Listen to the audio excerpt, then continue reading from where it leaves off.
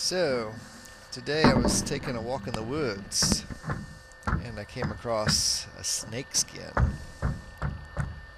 It looked pretty fresh, so I started looking around, making sure there was no snake around. I must have stood there for 30 seconds, looking everywhere I thought I could look to make sure that snake was gone.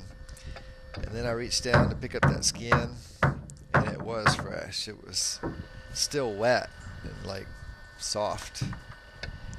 It wasn't until I had picked it up about halfway before I realized that the tail end of that skin was still attached to the owner.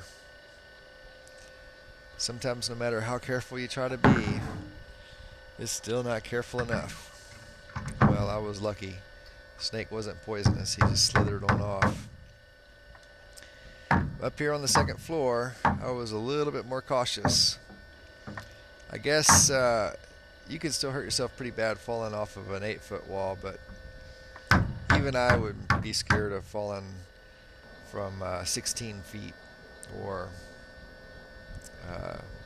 even totally on top of the second floor, maybe 9 foot. So you won't see me on the corner with my skill saw here. In fact, I'd split it up into even smaller pieces, just sometimes putting up one board at a time like here. I can't believe that I was still trying to do this with just a hammer. It was so pay for itself to go ahead and buy an air nailer, even if you only use it for one house. Although I've since bought an air nailer and used it tons of times since. But it was fun, stress-free, just putting it up one board at a time.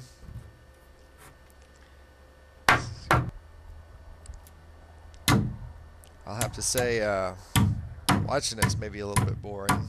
I've probably spent 30 minutes doing this, and so I edited most of the time out of it. But yeah, it's still a little slow just sitting here talking about it. I will say the little door bucks and window bucks that I made up when I was still living in Houston saved a lot of time, even now, having to make all those tiny cuts. It was easy to get that out of the way up front, and it did save me some time when I started framing.